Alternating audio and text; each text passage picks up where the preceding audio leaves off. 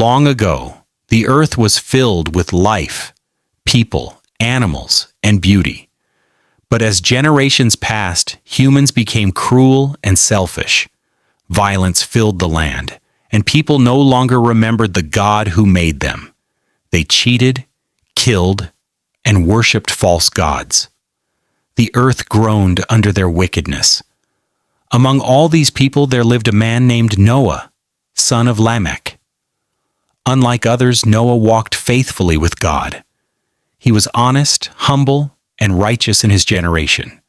He raised his family, his wife, and his 3 sons, Shem, Ham, and Japheth, to honor God even when everyone else turned away.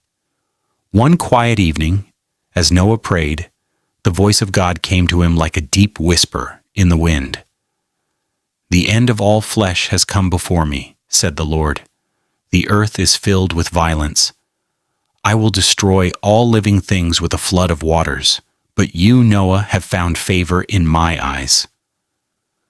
God gave Noah precise instructions. Make yourself an ark of gopher wood. Build rooms inside it and cover it with pitch, inside and out, so it will float. The ark will be 300 cubits long, 50 cubits wide, and 30 cubits high. Make a window and a door, and build it with 3 decks. For I will bring floodwaters on the earth to destroy all life, but I will make a covenant with you. You and your family will enter the ark and live. Noah obeyed without question. He began building the ark on dry land, an enormous vessel rising slowly under the sun. His neighbors laughed at him. They mocked, saying, "Old Noah has gone mad. He builds a ship where there is no sea." But Noah kept working.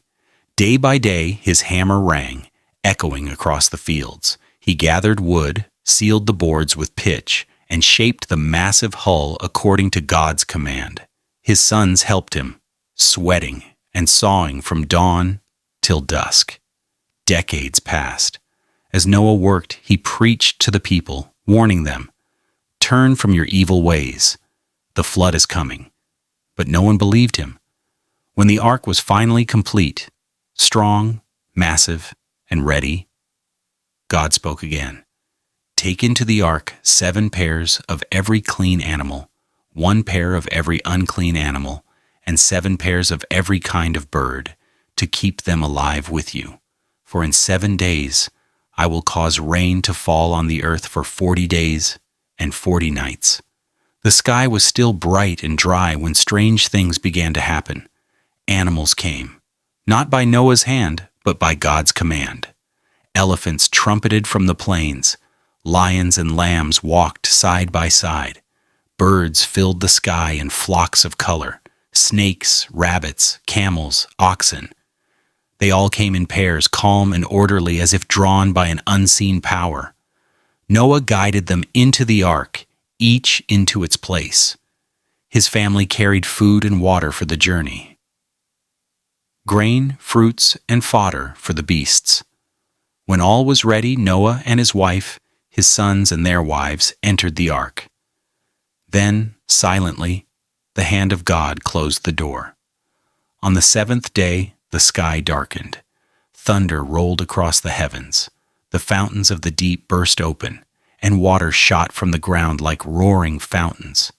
The windows of heaven opened, and rain poured down in torrents. It rained, day and night, for 40 days and 40 nights. Streams became rivers. Rivers became seas. The waters rose higher and higher, lifting the ark from the ground. Houses, trees, and hills disappeared beneath the flood.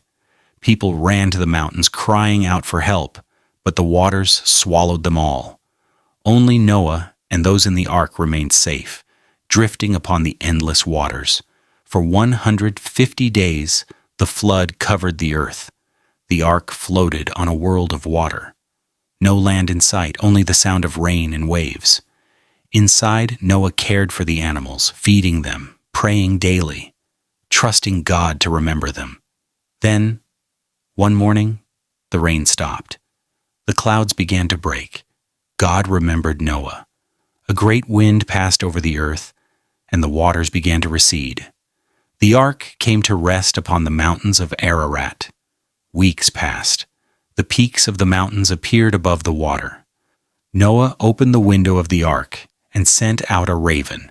The bird flew back and forth, finding no place to rest. After 7 days, Noah sent out a dove. It returned that evening, carrying an olive leaf in its beak. Noah smiled. The earth was beginning to live again.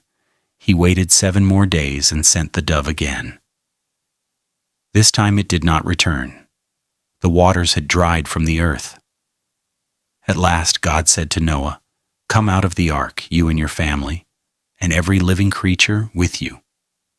Be fruitful and multiply and fill the earth." Noah stepped out upon dry ground. The air was fresh, the earth soft beneath his feet.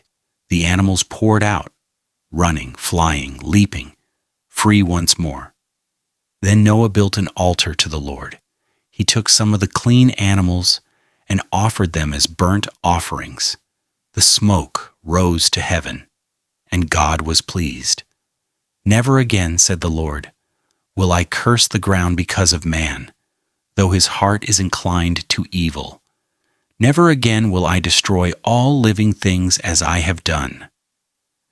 And God set a rainbow in the sky, shining across the clouds, a sign of his covenant with the earth.